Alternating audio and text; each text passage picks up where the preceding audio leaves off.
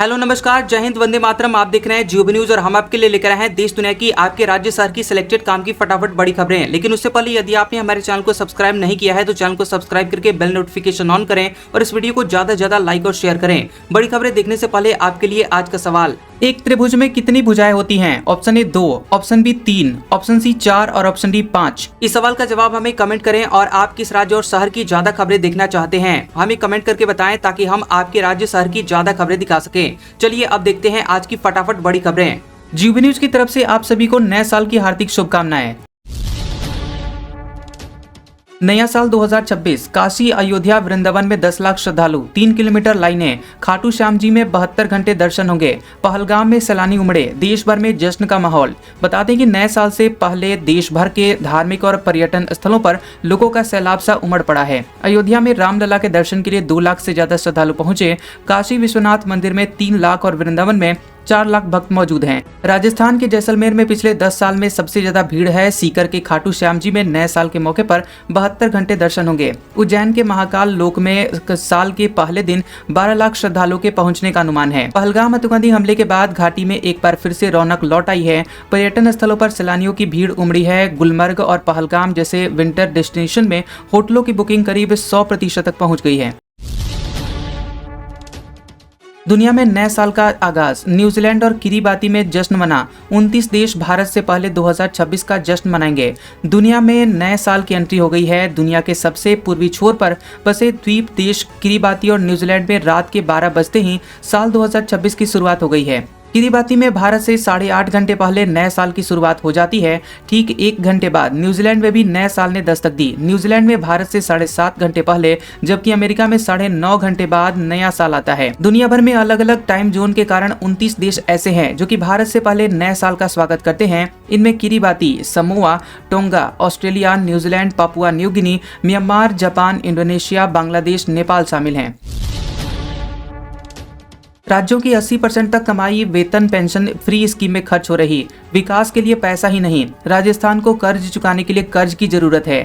1 दशक से मुफ्त की योजनाएं यानी फ्री स्कीम और सब्सिडी राज्यों की सत्ता पाने का शर्तिया नुस्खा है, लेकिन राज्यों की बिगड़ती हुई वित्तीय सेहत इस नुस्खे का बड़ा साइड इफेक्ट बनकर सामने आ रही है। राज्यों के पास बिजली, सड़क और आवास के लिए पैसा ही नहीं है और उनकी कमाई और खर्च का लेखा जोखा बताता है कि सब्सिडी, वेतन, पेंशन और ब्याज की अदायगी जैसे अहम खर्चों के बाद राज्य के हाथ अपनी कमाई का 20-25% हिस्सा ही बच पा रहा है। पंजाब जैसे राज्य के हाथ में तो खर्चा 7% ही बच रहा है। पंजाब जैसे राज्य के हाथों में तो खर्च के लिए 7% राशि ही बच पा रही है। हालांकि इस साल पंजाब को 90,000 करोड़ रुपए का मूलधन भी चुकाना है, इसलिए इस बची हुई राशि के साथ ही मूलधन चुकाने के लिए पंजाब को भारी भरकम कर्ज की जरूरत होगी। पंजाब अक्टूबर 2025 में 20,000 करोड़ का कर्ज बाजार से ले चुका है। 180 की स्पीड से दौड़ी ट्रेन, गिलास का पानी नहीं छलका। स्वदेशी तकनीक से बनी वंदे भारत का फाइनल ट्रायल, रेल मंत्री ने बताया। न्यू जनरेशन ट्रेन, कोटा में Vande Bharat sleeper train 180 kilometre प्रति घंटे की रफ्तार से दौड़ी। लोको पायलट ने 4 गिलास पानी रखा और इतनी रफ्तार के दौरान भी गिलास में से पानी नहीं छलका। पश्चिम मध्य रेलवे के कोटा मंडल में स्वदेशी तकनीक से बनी Vande Bharat sleeper train version 2 का फाइनल हाई स्पीड ट्रायल सफलतापूर्वक पूरा किया गया। ट्रायल के दौरान 16 कोच की ये नई पीढ़ी की ट्रेन 180 किलोमीटर प्रति घंटे की रफ्तार से कोटा नागद रेलवे ट्रैक पर दौड़ी और ट्रायल के दौरान स्पीड, सेफ्टी और राइड क्वालिटी की विस्तृत जांच की गई। अब ये रेक यात्रियों के सफर के लिए उपलब्ध हो सकेगी। वोडाफोन आइडिया को कैबिनेट से बड़ी राहत, 87,695 करोड़ के AGR बकाया पेमेंट पर लगा फ्रीज। अब फाइनेंशियल ईयर 2032 से फाइनेंशियल ईयर 2041 के बीच भुगतान करना होगा। केंद्रीय कैबिनेट ने कर्ज में डूबी टेलीकॉम कंपनी वोडाफोन आइडिया के लिए एक बड़े राहत पैकेज को मंजूरी दी है। कैबिनेट के इस फैसले के तहत कंपनी के 87,695 करोड़ के एडजस्टेड ग्रॉस रेवेन्यू AGR बकाये को फिलहाल फ्रीज कर दिया गया है। इसका मतलब यह है कि कंपनी को अब ये भारी भरकम राशि तुरंत नहीं चुकानी होगी। सरकारी न्यूज एजेंसी ANI और PTI के सूत्रों के हवाले के मुताबिक ये भुगतान अब वित्त वर्ष 2023 से 2041 के बीच 10 साल की विंडो में करना होगा। हड़ताल के बीच डिलीवरी पार्टनर्स को इंसेंटिव देने का ऐलान। स्विगी, जोमेटो पीक आवर्स में 150 तक इंसेंटिव देंगे। फूड डिलीवरी ठप हो सकती है। देश भर में गिग वर्कर्स यानी डिलीवरी पर्सन्स की हड़ताल के बीच स्विगी और जोमेटो ने पीक आवर्स और ईयर एंड डेज पर ज़्यादा इंसेंटिव देने का ऐलान किया है। जोमेटो ने डिलीवरी पार्टनर्स को मैसेज भेजकर बताया कि पीक आवर्स यानी कि शाम के 6 बजे से रात के 12 बजे में हर ऑर्डर 120 से 150 रुपए पे आउट मिलेगा। दिन भर में ऑर्डर की संख्या और अवेलेबिलिटी के हिसाब से 3000 तक कमाई का वादा किया गया है। स्विगी ने कहा है कि डिलीवरी वर्कर्स 31 दिसंबर और 1 जनवरी मिलाकर के 10,000 रुपए तक कमा सकते हैं। न्यू ईयर ईव पर पीक आवर्स शाम के 6 बजे से रात के 12 बजे में 2000 रुपए तक कमाई कर सकते हैं। गणतंत्र दिवस पर सेना की पशु टुकड़ी भी करेगी परेड। बैक्ट्रियन ऊंट, जांस्कर तट, रैप्टर्स और डॉग करेंगे मार्च। दुर्गम इलाकों में सैनिकों के मददगार। गणतंत्र दिवस 2026 की परेड में इस बार सेना की पशु टुकड़ी भी मार्च करेगी और इसके लिए पहली बार सेना की रीमाउंट एंड वेटनरी कॉर्प्स यानी RVC की टुकड़ी को विशेष रूप से चुना गया है। इसका उद्देश्य देश की सबसे कठिन सीमाओं की रक्षा में पशुओं की महत्वपूर्ण भूमिका को सामने लाना है। इस टुकड़ी में 2 बैक्ट्रियन ऊंट, 4 जांस्कर टट्टू पोनी, 4 शिकारी पक्षी, भारतीय नस्ल के 10 सेना के कुत्ते व वर्तमान में सेना में तैनात 6 पारंपरिक सैन्य कुत्ते शामिल होंगे। ये सभी मिलकर भारतीय सेना के संचालन तंत्र में परंपरा, नवाचार और आत्मनिर्भरता का संगम प्रस्तुत करेंगे। केंद्र सरकार ने नासिक, सोलापुर और मोहाना कोरापुट के 2 हाईवे प्रोजेक्ट्स को मंजूरी दी। 20,668 करोड़ रुपए खर्चा होंगे। केंद्रीय मंत्रिमंडल ने महाराष्ट्र के नासिक, सोलापुर, अक्कालकोट के बीच 374 किलोमीटर लंबे 6 लेन ग्रीनफील्ड कॉरिडोर को मंजूरी दी है। 19,142 करोड़ रुपए की ये परियोजना BOT टोल मोड़ पर बनेगी और प्रमुख क्षेत्रीय शहरों की कनेक्टिविटी बेहतर होगी। ये corridor Delhi Mumbai expressway, Agra Mumbai corridor और समृद्धि महामार्ग से जुड़ेगा, जिससे पश्चिमी तट से पूर्वी तट तक निर्बाध संपर्क संभव होगा। 6 लेन एक्सेस कंट्रोल्ड कॉरिडोर से यात्रा समय 31 घंटे घटकर लगभग 17 घंटे रह जाएगा और दूरी 201 किलोमीटर कम होगी। भागवत ने ली हिंदुत्व की क्लास, CM साय ने बनाए नोट्स। पर्यावरण पर मोहन भागवत बोले, 2 ही विकल्प है, उजाड़ो या बनाओ। अपनों पर अविश्वास धर्मांतरण की वजह। राष्ट्रीय स्वयंसेवक संघ RSS के सरसंघचालक मोहन भागवत 3 दिवसीय छत्तीसगढ़ के दौरे पर हैं। रायपुर के अभनपुर में विराट हिंदू सम्मेलन आयोजित किया गया और कार्यक्रम में मोहन भागवत ने हिंदुत्व पर व्याख्यान दिया। इस दौरान CM विष्णुदेव साय नोट्स बनाते हुए नजर आए। कार्यक्रम में भाजपा प्रदेश अध्यक्ष किरण सिंह देव, भाजपा नेता धर्मलाल कौशिक और BJP के अन्य नेता भी बड़ी संख्या में पहुंचे हुए हैं। कार्यक्रम में 10 से ज्यादा लोगों की भीड़ मौजूद थी। संगीत सोम बोले, शाहरुख खान गद्दार, बांग्लादेशी क्रिकेटर को खरीदा। देवकी नंदन ठाकुर की चेतावनी, टीम से नहीं निकाला तो हिंदू बहिष्कार करेंगे। मेरठ में पूर्व भाजपा विधायक संगीत सोम ने कहा कि बांग्लादेश में हिंदुओं का कत्लेआम किया जा रहा है, बहन बेटियों के साथ सरेआम दुष्कर्म हो रहे हैं, लेकिन भारत में बैठे कुछ लोग बांग्लादेश के क्रिकेटरों को खरीद रहे हैं। शाहरुख खान जैसा गद्दार बांग्लादेश के क्रिकेटर रहमान को 9.5 करोड़ रुपए में खरीदा है। ये देश बर्दाश्त नहीं करेगा। अगर रहमान जैसे खिलाड़ी भारत में खेलने आएंगे तो वे इस देश से बाहर कदम नहीं रख पाएंगे। देश में गद्दारों की कोई कमी नहीं है और अलग अलग तरीकों से देश में गद्दार काम कर रहे हैं, उन पर भी नजर रखने की जरूरत है। ईरान में महंगाई के खिलाफ सड़कों पर उतरे हजारों लोग, 3 साल में सबसे बड़ा प्रदर्शन। सेंट्रल बैंक के प्रमुख ने दिया इस्तीफा। ईरान में बढ़ती हुई महंगाई और मुद्रा संकट के खिलाफ हजारों लोग सड़कों पर उतर आए। ये पिछले 3 साल में सबसे बड़ा प्रदर्शन बताया जा रहा है और इस बीच सेंट्रल बैंक के प्रमुख मोहम्मद रजा फरजीन ने अपने पद से इस्तीफा दे दिया है। राजधानी तेहरान के सादी स्ट्रीट और ग्रैंड बाजार इलाके में व्यवसायियों और दुकानदारों ने प्रदर्शन किया। कई जगहों पर दुकानें बंद रही, जिससे कारोबार ठप हो गया। चश्मदीदों के मुताबिक इस्फहान और सिराज और मशहद जैसे बड़े शहरों में भी विरोध प्रदर्शन हुए।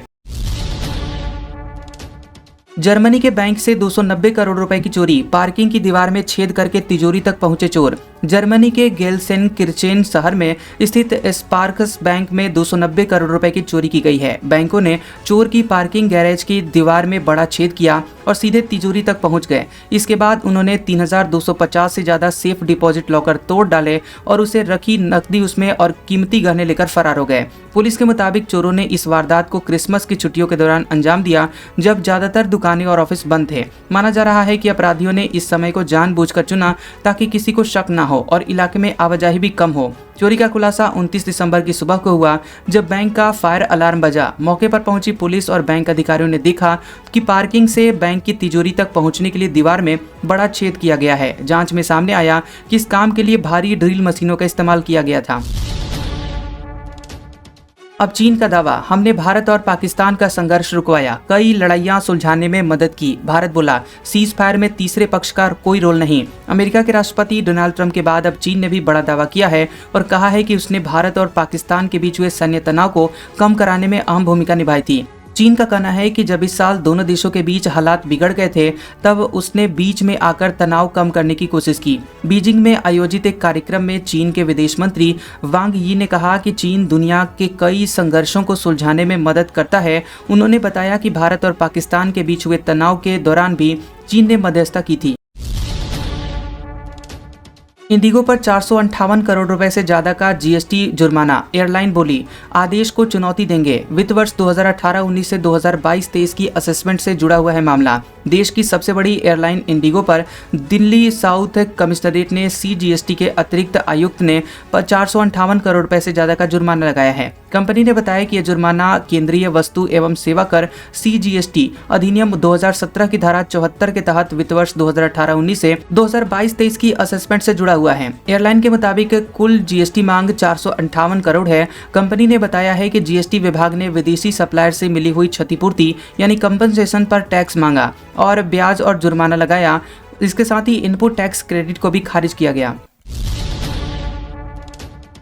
2025 में भारत जापान को पीछे छोड़कर चौथी अर्थव्यवस्था बना। दूसरी तिमाही में महंगाई घटकर 0.71% पर आई। बेरोजगारी भी कम हुई। 4 बड़ी उपलब्धियां। साल 2025 भारत की अर्थव्यवस्था के लिए एक ऐतिहासिक साबित हुआ और इस साल हम जापान को पीछे छोड़कर दुनिया की चौथी सबसे बड़ी अर्थव्यवस्था बने। दूसरी तिमाही में जीडीपी ग्रोथ बढ़कर 8.2% रही। नवंबर में खुदरा महंगाई दर गिरकर 0.71% पर आ गई। वहीं नवंबर में बेरोजगारी दर कम होकर 4.7% रह गई, जो कि अप्रैल 2025 के बाद का सबसे निचला स्तर है। देश में ग्रोथ रेट ऊंची है और महंगाई बेहद कम है। इसे गोल्डीलॉक्स पीरियड कहा जाता है। कांग्रेस बोली चीन राष्ट्रीय सुरक्षा का मजाक उड़ा रहा है। ट्रंप भी 65 बार भारत और पाकिस्तान का युद्ध रुकवाने का दावा कर चुके हैं, फिर भी मोदी की चुप्पी चिंताजनक। चीन के भारत पाकिस्तान युद्ध रुकवाने के दावे पर कांग्रेस ने प्रधानमंत्री नरेंद्र मोदी से स्पष्टता की मांग की है। कांग्रेस महासचिव जयराम रमेश ने कहा कि प्रधानमंत्री नरेंद्र मोदी की चुप्पी बेहद चिंताजनक है और इससे राष्ट्रीय सुरक्षा से जुड़े हुए गंभीर सवाल खड़े हो रहे हैं। उन्होंने लिखा एक्स पर कि 4 जुलाई को सेना के उप प्रमुख लेफ्टिनेंट जनरल राहुल सिंह ने कहा था कि ऑपरेशन सिंदूर के दौरान भारत वास्तव में चीन का सामना कर रहा था। अगर चीन ऑपरेशन सिंदूर के दौरान पाकिस्तान के साथ खड़ा था, तब उसका भारत पाकिस्तान के बीच मध्यस्थता का दावा बेहद चिंताजनक है। ऐसे बयान हमारी राष्ट्रीय सुरक्षा का मजाक उड़ाने जैसे लगते हैं। 100 mg से ज्यादा वाली निमेसुलाइड दवा बनाने बेचने पर बैन। बुखार दर्द में तेजी से राहत देती है, लेकिन ज्यादा डोज से लीवर डैमेज होता है। बता दें कि केंद्र सरकार ने दर्द और बुखार में इस्तेमाल होने वाली निमेसुलाइड दवा के 100 मिलीग्राम से अधिक डोज की सभी ओरल यानी खाने वाली दवाइयों की मैन्युफैक्चरिंग और बिक्री पर तत्काल रोक लगा दी है। स्वास्थ्य मंत्रालय के मुताबिक निमेसुलाइड एक नॉन एस्टेरॉइडल एंटी इन्फ्लेमेटरी दवा है जो कि दर्द को कम करती है, लेकिन इसकी ज्यादा डोज से लीवर खराब होने का खतरा रहता है। यह प्रतिबंध केवल अधिक डोज यानी 100 मिलीग्राम वाली निमेसुलाइड पर लागू होगा, जबकि कम डोज की दवाइयां मिलती रहेंगी। निमेसुलाइड ब्रांड बेचने वाली दवा कंपनियों को अब ज्यादा डोज वाली दवाइयों का प्रोडक्शन बंद करना होगा। जो कि दवाइयां पहले से बाजार में मौजूद हैं, उन्हें वापस भी मंगाना पड़ेगा। एक लॉन्चर से दागी गई बैक टू बैक 2 प्रलय मिसाइल। भारत ने किया सफल परीक्षण। 7500 किलोमीटर की रफ्तार, 1000 किलोग्राम तक गोला बारूद ले जा सकती है। रक्षा अनुसंधान एवं विकास संगठन डीआरडीओ ने ओडिशा तट के पास प्रलय मिसाइल का सफल परीक्षण किया है। इस दौरान एक ही लॉन्चर से बैक टू बैक 2 प्रलय मिसाइलें सॉल्वो लॉन्च दागी गई हैं और रक्षा मंत्रालय के मुताबिक यह परीक्षण सुबह करीब 10:30 बजे किया गया। यह परीक्षण सेना के उपयोग से जुड़ी हुई जांच यूजर इवैल्यूएशन ट्रायल मिसाइल का हिस्सा था और दोनों मिसाइलें तय किए गए ठीक रास्ते पर ठीक तरह से उड़ी और सफलतापूर्वक लक्ष्य पूरे किए। मिसाइलों की पूरी उड़ान पर नजर रखने के लिए उड़ीसा के चांदीपुर में स्थित इंटीग्रेटेड टेस्ट रेंज में सेंसर लगाए गए थे। आज का सुविचार, परिवार और समाज दोनों बर्बाद होने लगते हैं जब समझदार इंसान मौन और नासमझ बोलने लगते हैं। कैसा लगा ये वीडियो हमें कमेंट सेक्शन में जरूर बताएं। वीडियो पसंद आया हो तो वीडियो को लाइक और शेयर करें और ऐसी इंटरेस्टिंग वीडियोस देखने के लिए हमारे चैनल जियोबी न्यूज को सब्सक्राइब करें और बेल आइकॉन को दबाएं। और हमारे ओल्ड और लेटेस्ट वीडियोस देखने के लिए हमारे प्लेलिस्ट और कम्युनिटी टैब को जरूर चेक करें। तो मिलते हैं अगले वीडियो में, तब तक के लिए आपका शुक्रिया।